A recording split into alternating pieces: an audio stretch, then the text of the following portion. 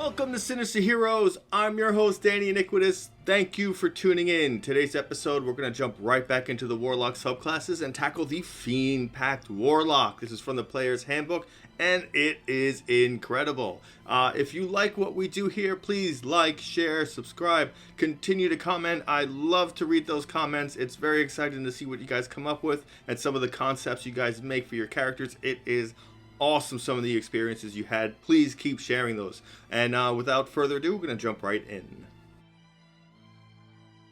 The Fiendpact Warlock is one of the first subclasses for the Warlock created when Dungeons and Dragons first came out with 5th edition.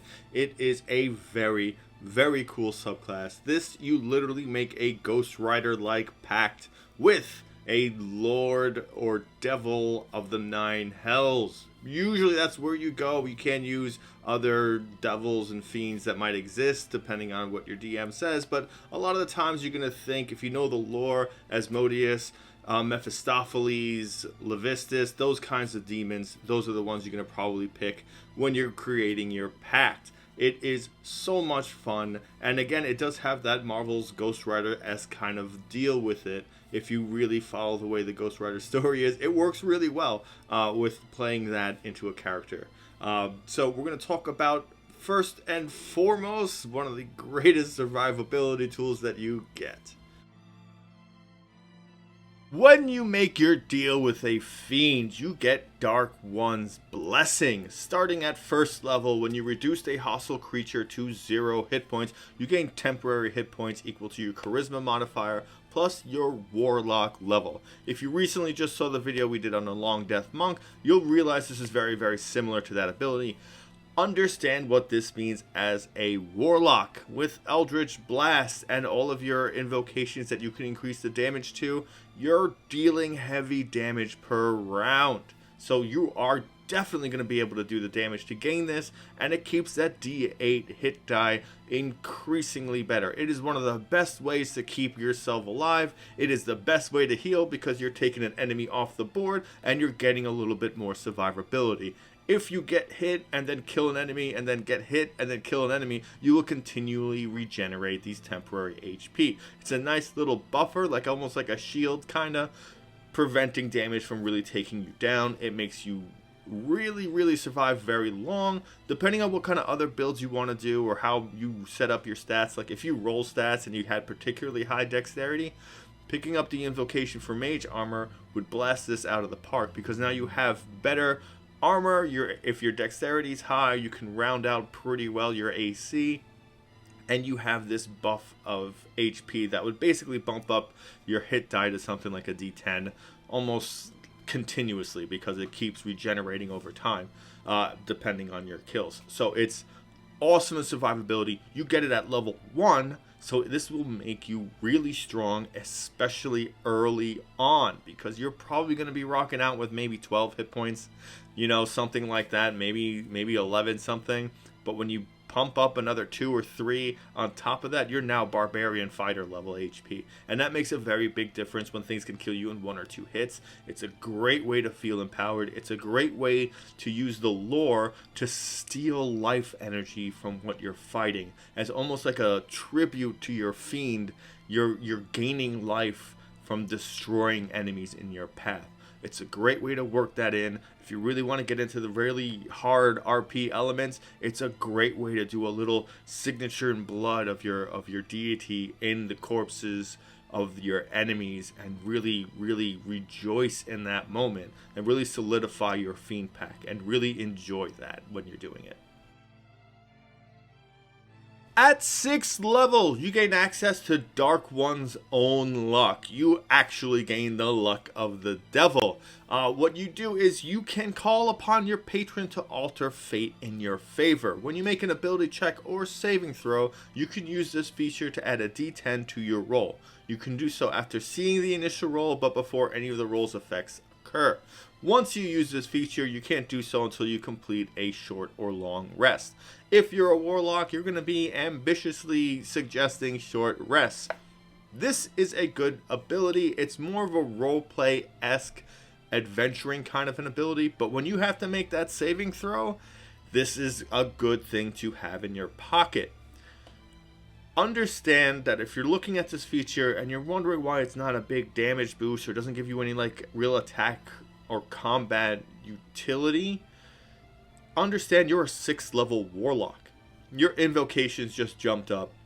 You gain access to stronger spells. It is already a system in place for the warlock to be very, very strong, basically continuously throughout the game, so damage doesn't necessarily always has to be your focal point. You can build around other things. This is a great way to take advantage of trying to be a little bit more involved and maybe using that charisma for social interactions and really needing to make a persuasion check or a deception check in order to get something moving. This is a great tool for that. It's not only combat, so make sure to try and get as much use of this as possible. Adventuring is a big part of it. Discovering something, use this on investigation checks to find a trap, to locate a key, do something like that. Try to broaden your view of what this can do with ability checks, and try not to stand on the sidelines just waiting to save it for a saving throw, because sometimes solving a problem quickly is going to make you feel better. I am horrible at puzzles. It is not my strong suit, so anything I can get that can give me a bonus to figuring that out, or at least find something that might make the puzzle guy in the group figure it out quicker, I think is totally worth using an ability, especially if it comes back on a short rest. So don't feel too bad about using it for random things that aren't saving throws. Make sure to use it. Make sure not to hold on to it forever and have this be one of those abilities that you're just like, oh, I gotta save it for the right moment, and 100 different moments pass by where you can use it and you don't. So try and break out of that habit and get some actual use out of it and really work it into some of the things you're trying to do. At level 10, you gain access to Fiendish Resilience. This is a great ability. It's passively on, so you don't have to worry about doing anything specific. The text reads, starting at 10th level, you can choose one damage type when you finish a short or long rest. You gain resistance to that damage type until you choose a different one with this feature. Damage from magical weapons or silvered weapons, ignore this resistance. Most of the time when you are fighting enemies and creatures, the number one damage you will take is slashing damage. A lot of the times that's what you're going to be up against the most. It is a great thing to take. Understand, you can switch this every short or long rest depending on where you go. If you dip into the Shadowfell for a little while, necrotic damage is something you would definitely want to have resistance to. This helps build your confidence and feel that like, I have the power of a devil inside of me and I am very, very difficult to put down. Enjoy that, really relish in what you can do with it, and feel free to jump around and switch to resistances and try and be a little smart about where you're going.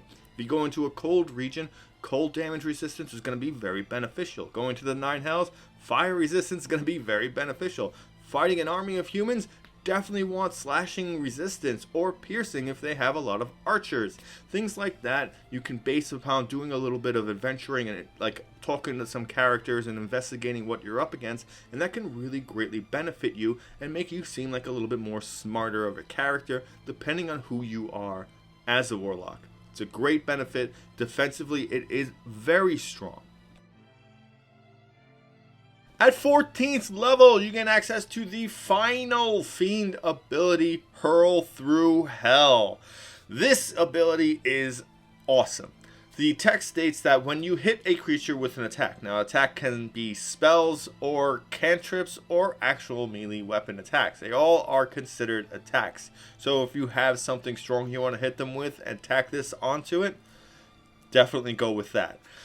You can use this feature to instantly transport the target through the lower planes. Again, you have to hit them with an attack and then decide to use this. The creature disappears and hurls through a nightmare landscape. It's just fun to consider what that could be, especially if this is the thing that destroys the creature. Maybe the DM will let you describe it, and then you get to have a lot of fun. At the end of your next turn, the target returns to the space it previously occupied or the nearest unoccupied space. If the target is not a fiend, it takes 10d10 psychic damage and as it reels from the horrific experience. You can only use this feature once until you finish a long rest. Here are a couple of things to really understand. Yeah, that 10d10 psychic damage is big. Not a lot of things are really resistant to psychic damage, so you can really hurt somebody really badly with this. Again, you tack this on to whatever attack you made. It does a thing that people tend to overlook.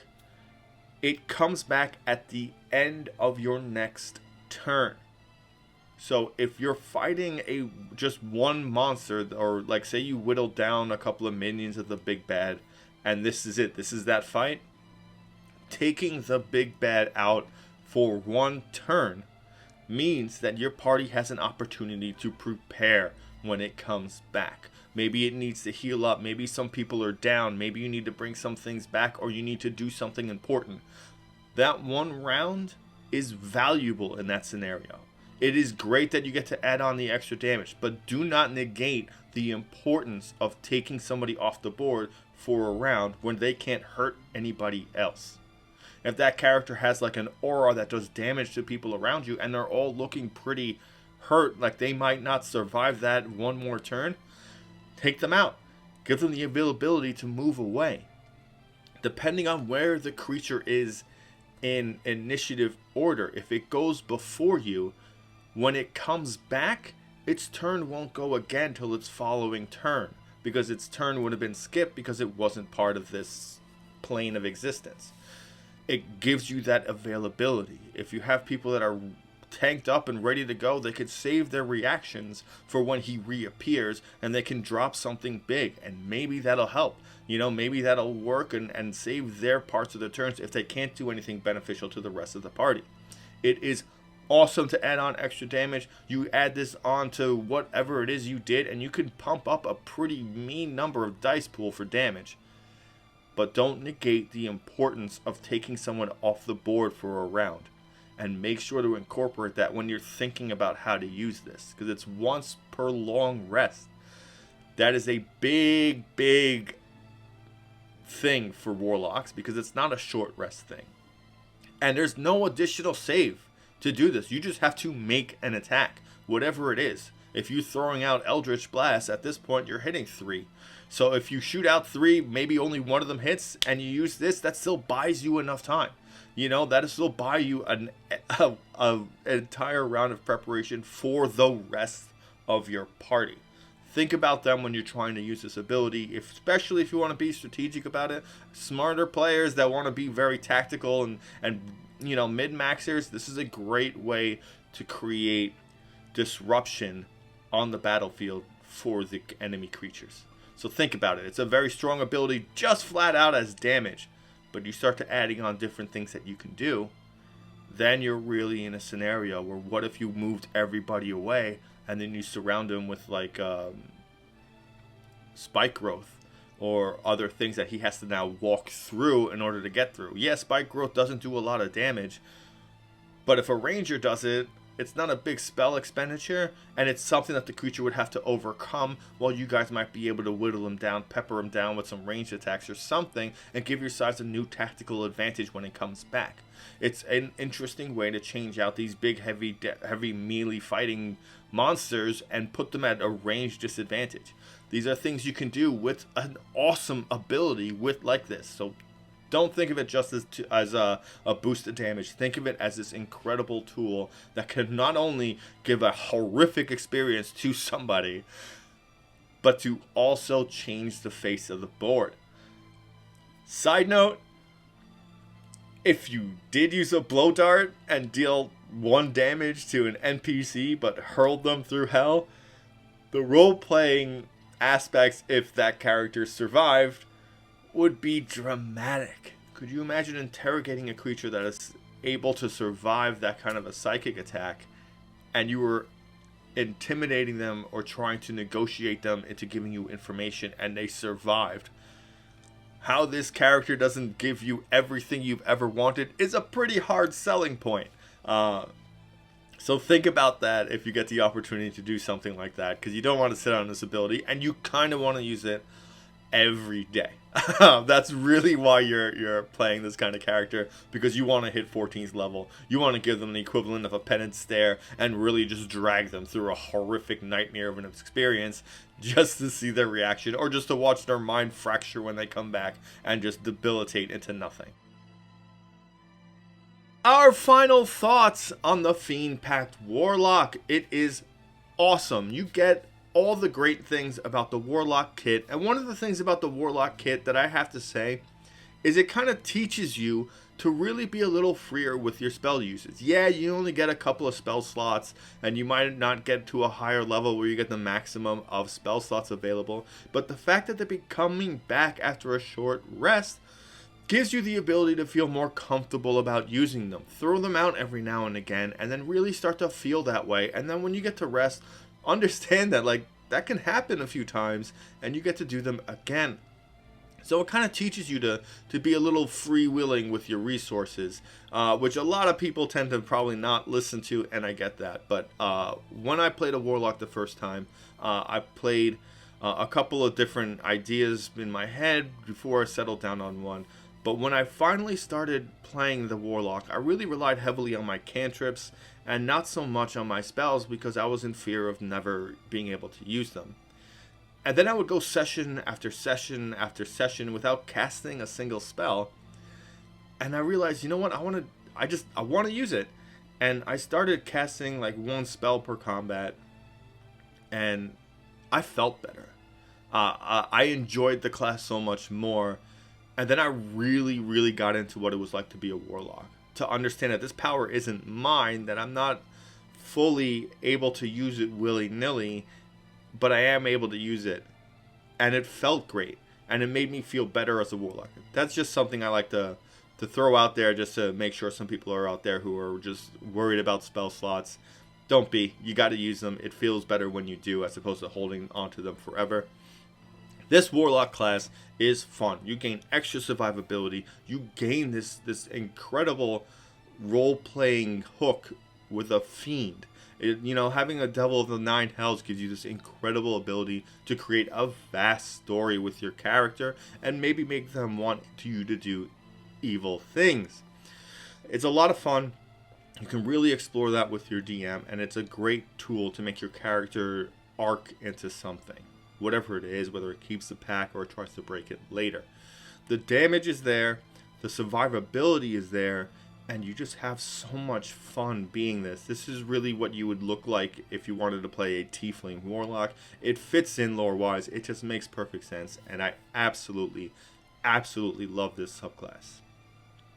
So I'm going to bring the video to an end. Thank you so much for sticking through all the way. If you made it this far, please like, share, subscribe, comment. We love to talk to you guys. And thank you for giving a Spooky Kid a chance.